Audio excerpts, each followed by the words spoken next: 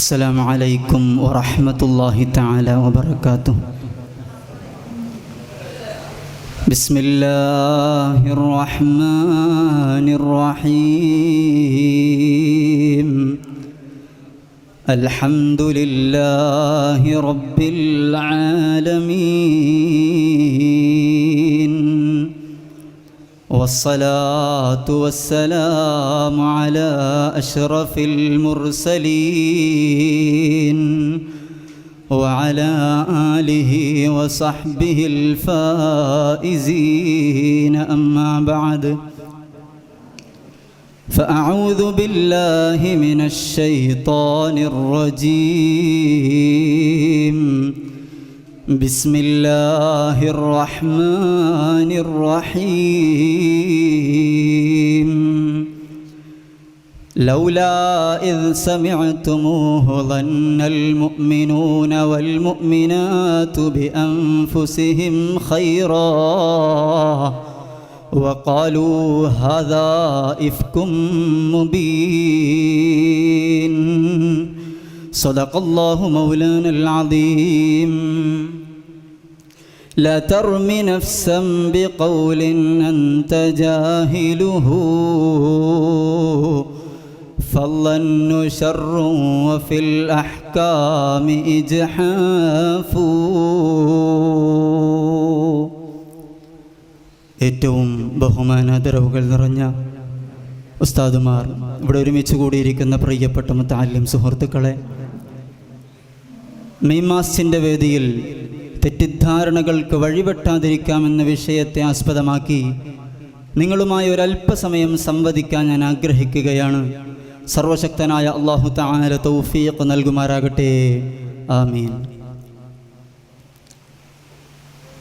ഈ ആധുനിക ലോകത്ത് നാം വ്യത്യസ്തമായ സാഹചര്യങ്ങളിലൂടെയാണ് കടന്നുപോയിക്കൊണ്ടിരിക്കുന്നത്.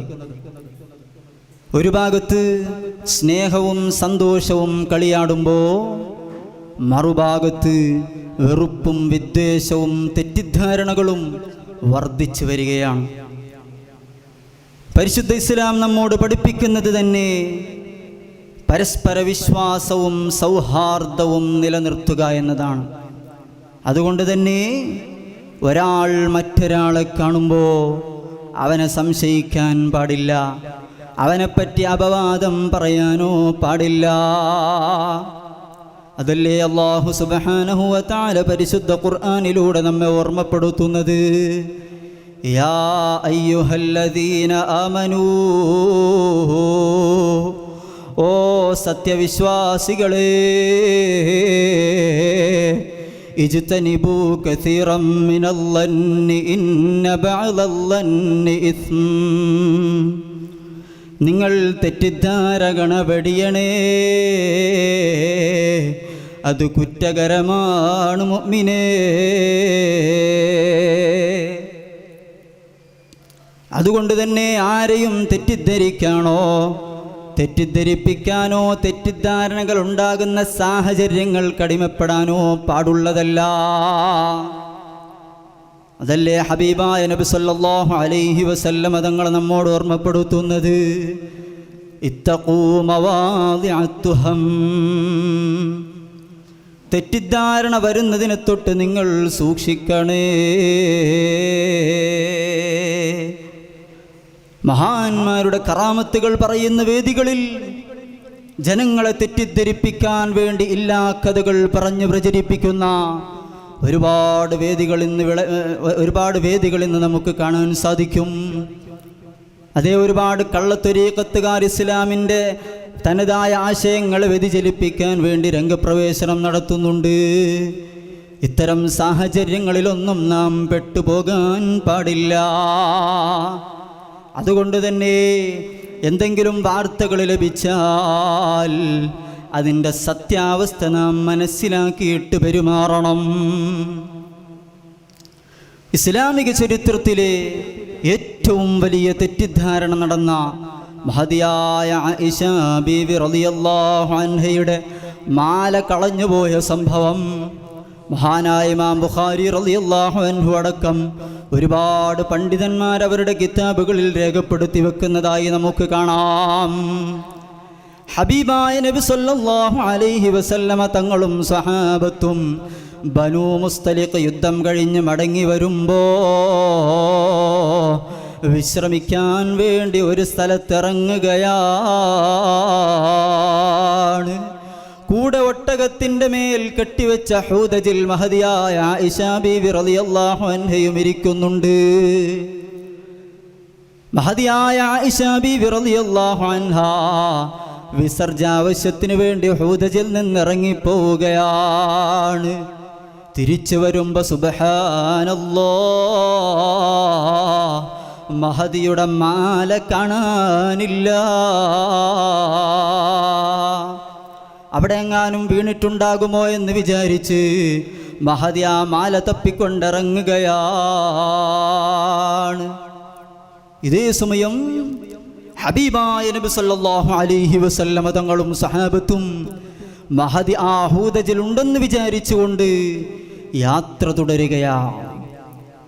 മഹദിയായ ആയിഷ ബീവി റളിയല്ലാഹു അൻഹ കടന്നു വരുമ്പോ മാലയൊക്കെ തപ്പിയിട്ട് തിരിച്ചു വരുന്ന സമയത്ത് അവിടെ ആരെയും കാണാനില്ല. ഹബീബായ തങ്ങളും സഹാബത്തും പോയിരുന്നു. തന്നെ കാണാതാകുമ്പോൾ തെരഞ്ഞു വരുമെന്ന് വിചാരിച്ച് മഹദി അവിടെ തന്നെ വിശ്രമിക്കുകയാണ്.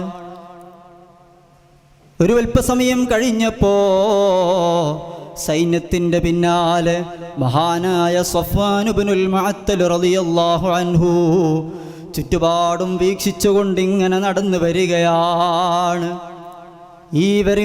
ഇങ്ങനെ വരുന്ന സമയത്ത് മഹദിയായ ആയിഷ ബീവി റളിയല്ലാഹു അൻഹ കിടക്കുന്ന രംഗം കാണുന്നു.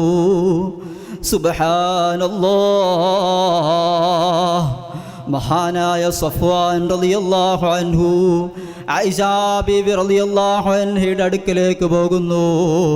ചരിത്രം വളരെ വിശാലമാണ്, ഞാൻ ചുരുക്കി പറയട്ടെ.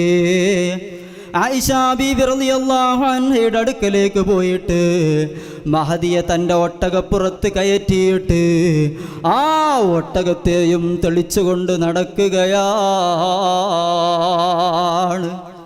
ഇതേ സമയം ഹബീബായ മുത്തുനബി സല്ലല്ലാഹു അലൈഹി വസല്ലമ തങ്ങൾ ആ മദീനയിലെത്തിയപ്പോ മഹദിയായ ആയിഷ ബീവിയെ കാണുന്നില്ല.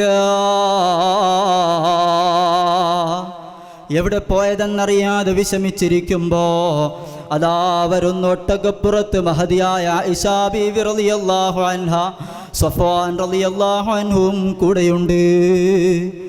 ഈ രംഗം കണ്ടപ്പോ മുനാഫിഖായ അബ്ദുല്ലാഹി ഇബ്നു ഉബയ്യ് ഇവരെപ്പറ്റി വ്യഭിചാരാരോപണം നടത്തി അപവാദം പ്രചരിപ്പിക്കുകയാണ്.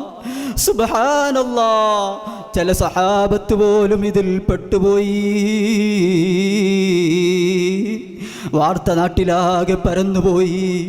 ഹബീബായ സല്ലല്ലാഹു അലൈഹി വസല്ലമ തങ്ങൾ വലിയ വിഷമത്തിലായി, വലിയ സങ്കടത്തിലായി. തങ്ങൾക്കൊന്നും ചെയ്യാൻ പറ്റുന്നില്ല. വഹി വരുന്നത് വരെ കാത്തിരിക്കുകയാണ്. ഒരൽപ്പസമയം കഴിഞ്ഞിട്ടാണ് മഹദിക്ക് വിവരമറിയുന്നത്. മഹദിയും വലിയ സങ്കടത്തിലായി.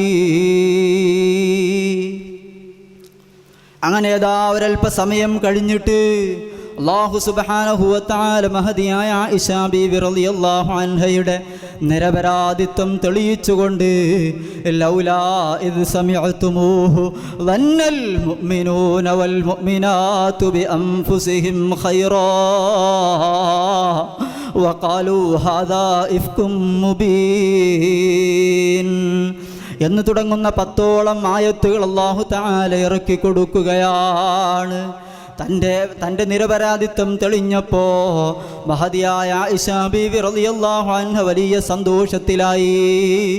പക്ഷേ ചെറിയ തെറ്റിദ്ധാരണ മൂലം സഹാബത്തടക്കം പലരും ഇതിൽ പെട്ടുപോയി.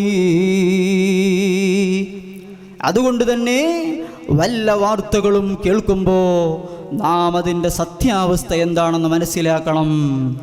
അങ്ങനെ നല്ല തെറ്റിദ്ധാരണകളൊന്നുമില്ലാതെ ജീവിക്കണമെങ്കിൽ നല്ല ഖൽബ് വേണം. യൗമ ലാ യൻഫഉ മാലും വലാ ബനൂൻ ഇല്ലാ മൻ അത്തല്ലാഹ ബിഖൽബിൻ സലീം. സലീമായ ഹൃദയമുണ്ടെങ്കിലേ വിജയിക്കാൻ സാധിക്കൂ. അല്ലാഹു സുബ്ഹാനഹു വ തആല നമ്മെ അത്തരക്കാരിൽ ഉൾപ്പെടുത്തുമാറാകട്ടെ. വിഷയം വളരെ വിശാലമാണ്. ഇൻഷാ അല്ലാഹ് നമുക്ക് മറ്റൊരവസരത്തിൽ സംവദിക്കാം. അല്ലാഹു തആല തൗഫീഖ് നൽകുമാറാകട്ടെ എന്ന് മാത്രം പറഞ്ഞ് വആഖിറു ദഅവാനാ അനിൽ ഹംദുലില്ലാഹി റബ്ബിൽ ആലമീൻ. വസ്സലാമു അലൈക്കും വറഹ്മത്തുള്ളാഹി വബറകാതുഹു.